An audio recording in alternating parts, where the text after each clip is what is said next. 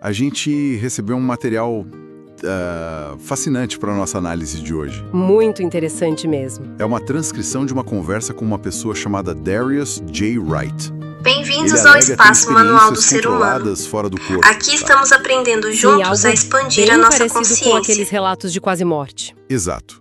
E o tema central que ele aborda é uma questão, assim, fundamental.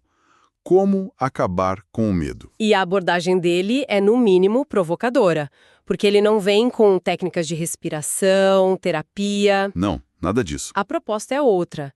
Ele trata o medo não como a doença em si, mas como o sintoma. O sintoma de um diagnóstico errado, né? Isso, um diagnóstico errado sobre quem nós somos. A ideia é que, se a gente corrige esse erro fundamental de identidade, o medo não precisa ser combatido. Ele simplesmente para de fazer sentido. Perfeito. Então, a missão aqui hoje é desconstruir esse argumento. É entender a lógica por trás dessa ideia de que, para vencer o medo, primeiro a gente precisa entender a natureza da alma, o que ele chama de nosso verdadeiro lar. E por que a gente está aqui, afinal? Parece uma viagem e tanto. Com certeza. E o ponto de partida já é um golpe direto na nossa percepção mais básica. Ok, então vamos começar por aí. O primeiro passo que a fonte nos dá é esse diagnóstico radical. A raiz de todo medo é um erro de identidade. O que exatamente isso quer dizer? Quer dizer que a gente vive acreditando piamente que nós somos o nosso corpo. Certo. Que somos nosso nome, nossa profissão, nossas posses, nossa história de vida. A gente se identifica completamente com esse, avatar que a gente está usando nesta experiência. E a partir daí? A partir dessa identificação, o medo se torna uma consequência lógica inevitável. Faz todo sentido. Se eu sou o meu corpo, e meu corpo é mortal e vulnerável... Então você é mortal e vulnerável. Exato.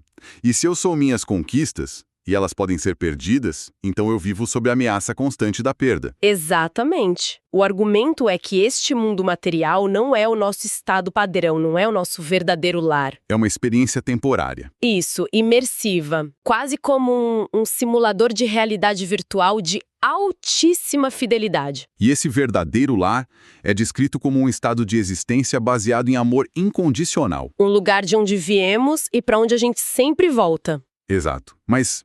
por que vir para cá, então? Para esse simulador que parece, muitas vezes, programado para gerar medo e sofrimento. Pela única razão, segundo essa visão, que justificaria tudo. Aprendizado. Uma escola. A fonte usa exatamente essa metáfora. Uma escola. Como uma alma, que na sua essência é puro amor, poderia entender a profundidade e a totalidade do que é o amor, sem nunca ter experimentado o seu oposto. Para conhecer a luz é preciso entender o que é escuridão. Perfeito. Para valorizar a união, é preciso sentir a dor da separação. Entendi. Então o sofrimento e a perda não seriam um castigo ou um acidente, mas parte do currículo. São as matérias obrigatórias dessa escola. Mas isso é uma mudança de perspectiva gigantesca. É uma inversão completa. E é daqui que ele extrai a lógica para desarmar o medo. A proposta dele é um verdadeiro checkmate. Ele diz: você nunca perderá sua alma. É impossível. Pensa no impacto disso por um segundo. Se a única coisa que você realmente é sua consciência, sua essência, não pode ser perdida, do que exatamente a gente tem tanto medo? O sofrimento, nessa visão, vira um erro de contabilidade sobre o que é nosso de verdade e o que é só um empréstimo. E empréstimo temporário, exato. Certo. Então, se a gente internaliza que a alma é eterna, a morte do corpo perde seu poder. E isso me leva a pensar, se esse medo da morte é tão central, será que ele não está por trás de todos os outros medos? A fonte argumenta que sim. E é aqui que a análise fica fascinante. Pois é. O argumento é que o medo de perder o emprego, o medo de falar em público, medo de ficar doente... tudo isso são ecos. São ecos, disfarces para o medo original, o medo primário, da aniquilação. O medo de deixar de existir. É como se a gente passasse a vida inteira tentando consertar os galhos de uma árvore doente, sem nunca olhar para a raiz. Exato. A proposta dele é: esquece os galhos, vamos direto na raiz. Se você resolve o medo da morte, todos os outros medos perdem a força. Ok, faz sentido. Mas para resolver o medo da morte, A gente precisa ter uma convicção muito forte de que existe algo além. E é aí que entra a visão dele sobre o que é a alma, certo? Como ele descreve essa nossa essência. A descrição é muito vívida. Ele diz que a alma não é uma fumaça etérea ou um conceito abstrato. Não é uma fumacinha. Não. Ela é descrita como sendo mais real, mais sólida, mais física do que o nosso corpo biológico. Ela mantém nossa personalidade, nossas memórias, nosso senso de humor. Mas com uma camada extra de conhecimento. Isso. Ela se lembra de quem era antes de nascer e sabe que vai continuar a existir depois da morte do corpo. Cada alma, nessa visão, não é uma ovelha passiva no rebanho de um Deus. É uma entidade criadora, poderosa. Exatamente. Poderosa por si só. E ele tem uma anedota pessoal que ilustra esse poder de uma forma, bem, dramática, para dizer o mínimo. Sim. E essa história pessoal talvez seja a parte mais importante de todo o argumento dele. Conta pra gente. Ele conta que, durante anos, nessas experiências fora do corpo, ele era constantemente atormentado por visões, por seres que pareciam saídos de um filme de terror. O medo era absoluto, paralisante. Ele tentava lutar, fugir, Racionalizar, tudo, mas nada funcionava. que é o que qualquer um de nós faria, imagino. A reação instintiva é lutar contra o que nos assusta. Exato, mas a luta só alimentava o terror. Isso continuou por anos, até o dia em que ele chegou no fundo do poço do desespero. Ele simplesmente não aguentava mais. E aí? E nesse momento de exaustão total, ele se rendeu. Ele parou de lutar e disse em voz alta para aquelas figuras assustadoras: "Ok, vocês venceram. Podem me matar. Levem minha alma. Eu não me importo mais." Peraí, isso é uma virada de 180 graus na nossa intuição. A gente sempre pensa que precisa lutar, ser forte, contra o medo. E aqui a vitória vem da rendição absoluta. É quase como dizer que, para apagar o fogo, você tem que parar de soprar. Exatamente isso. No instante em que ele se rendeu, em que ele abriu mão do medo de ser destruído, todas as visões, todos os seres, tudo desapareceu. Num piscar de olhos. Num piscar de olhos. E o que ficou foi um silêncio profundo e a percepção de que aquelas entidades não tinham poder próprio. O poder delas vinha do medo que ele sentia. Ele era a fonte de energia do próprio pesadelo. Exato. Uau! A ficha que deve ter caído nesse momento. Então, a ideia de inferno ou de lugares de punição, segundo essa lógica, seriam o quê? Seriam prisões autoimpostas. Criadas por nós mesmos. Exato. Não são lugares para onde uma força externa nos manda, mas manifestações diretas dos nossos próprios medos, culpas e crenças subconscientes. Se uma alma acredita profundamente que merece punição, ela mesma cria a experiência dessa punição.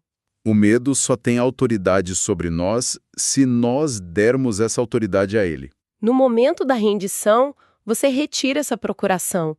Você descobre que a autoridade máxima sobre a sua experiência é e sempre foi sua. Ok. A teoria é poderosa. Alma eterna, amor incondicional. Mas na segunda-feira de manhã, quando o boleto chega e o chefe está de mau humor, como essa filosofia vira prática? É fácil se perder, né? Totalmente. A Avon te oferece alguma ponte entre essa visão cósmica e o nosso dia a dia? Oferece sim. E a ponte é mais simples e ao mesmo tempo mais difícil do que parece. Autenticidade radical. Autenticidade? O argumento é que o propósito de cada alma, nessa escola da vida, é aprender a expressar amor incondicional. E esse amor começa em casa. Ou seja, com o amor próprio. Exato. E o maior ato de amor próprio é ser quem você verdadeiramente é. E o oposto disso? Ser inautêntico, agir para agradar os outros, dizer sim querendo dizer não? Seguir uma carreira por pressão social. Seria, então, um ato contra a sua própria alma. Exatamente. Seria uma traição à sua essência. E para ajudar a pessoa a encontrar o que seria esse eu autêntico, livre das camadas de condicionamento, ele propõe um exercício mental bem curioso. E como funciona? Ele diz: imagine por um momento que não existem consequências para nada. Nada do que você faz, diz ou pensa tem qualquer resultado, seja bom ou ruim. Ninguém vai te aplaudir, ninguém vai te julgar, ninguém vai te punir. O universo é completamente indiferente. Nesse vácuo absoluto de consequências, nesse estado de liberdade total, qual seria a primeira coisa que você faria? O que seu coração gritaria para fazer? A resposta a essa pergunta Ele argumenta que ela aponta diretamente para sua natureza mais pura. é um exercício poderoso porque ele remove o principal motor das nossas ações inautênticas, que é o medo. Medo do julgamento, medo do fracasso, medo de não ser amado. Exato. E tem outra coisa que ele menciona que funciona como uma bússola moral para essa autenticidade, a tal da revisão da vida. Sim, e essa é uma imagem devastadora se a gente parar para pensar. A visão dele é que o maior sofrimento que se experimenta do outro lado não vem de um juiz externo. Vem de onde, então? Vem do momento em que a sua consciência se funde com a consciência de todas as pessoas com quem você interagiu. Você sente na pele a alegria que causou e, o mais importante, a dor que causou. E segundo ele, o arrependimento mais profundo não é pelos erros que a gente cometeu. Mas pelas oportunidades de amar que perdemos. O amor que foi retido. Às vezes que poderíamos ter dito algo gentil e não dissemos. Às vezes que poderíamos ter nos perdoado. E não nos perdoamos. Exatamente. Não é um Deus barbudo com um tridente, mas o nosso próprio eu, nos mostrando com clareza total todas as vezes que poderíamos ter sido expressão do amor e por medo escolhemos não ser. Isso. Como mecanismo de aprendizado, é infinitamente mais poderoso do que qualquer ameaça de fogo eterno. Com certeza. E claro, isso leva uma crítica bem direta a muitas estruturas religiosas. Total. Porque se o fundamento do universo é o amor incondicional, e Deus, ou a fonte, é a personificação disso, como se justifica uma religião baseada no medo? Medo do castigo, do julgamento, do inferno. É uma contradição em termos, é a contradição central que ele aponta. Muitas religiões, nesse argumento, viraram sistemas de controle baseados na ferramenta mais eficaz que existe para controlar humanos: o medo. A visão defendida aqui é que Deus não é uma entidade externa que nos vigia e julga. Mas a própria energia criadora da qual somos uma parte inseparável. Somos co-criadores, não servos. Essa ideia de sermos co-criadores me faz pensar em como isso se aplica não só ao indivíduo, mas ao coletivo. A fonte fala sobre isso. Fala sim. A jornada de superação do medo acontece nos dois níveis, e um reflete o outro. E qual a leitura que ele faz do nosso momento atual? É que a humanidade como um todo decidiu fazer um mergulho profundo nos seus medos mais sombrios. Guerras, pandemias, colapso de sistemas, polarização extrema. Ele não vê isso como o fim do mundo. Não. Ele vê como uma espécie de noite escura da alma coletiva. Um processo de purgação, talvez. A gente estaria trazendo todos os nossos monstros para a luz do dia para poder finalmente lidar com eles. Exatamente. Ele chama isso de a grande revelação. A pressão está ficando tão intensa, o caos tão evidente, que isso está forçando um número cada vez maior de pessoas a acordar. A questionar as narrativas. As narrativas oficiais, a buscar um sentido mais profundo para a vida, a procurar sua soberania individual. O resultado final que ele prevê é a queda inevitável dos sistemas baseados em controle e medo. E o surgimento de uma sociedade baseada na liberdade e na cooperação. É um processo doloroso, mas necessário. É uma perspectiva otimista para tempos que parecem tão sombrios. E, para fechar essa parte, ele menciona algo que soa como ficção científica, Ah, sim. mas que se encaixa nessa lógica do poder da alma, né? Totalmente. A ideia de que nós, como seres humanos, temos capacidades inatas que estão adormecidas, simplesmente porque a gente não acredita que as tem. Habilidades como telepatia, cura pela intenção. Mover objetos com a mente e até levitação.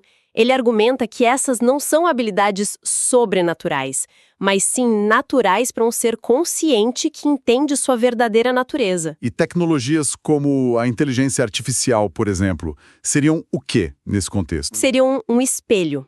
um reflexo externo ilimitado do poder que já existe dentro de nós.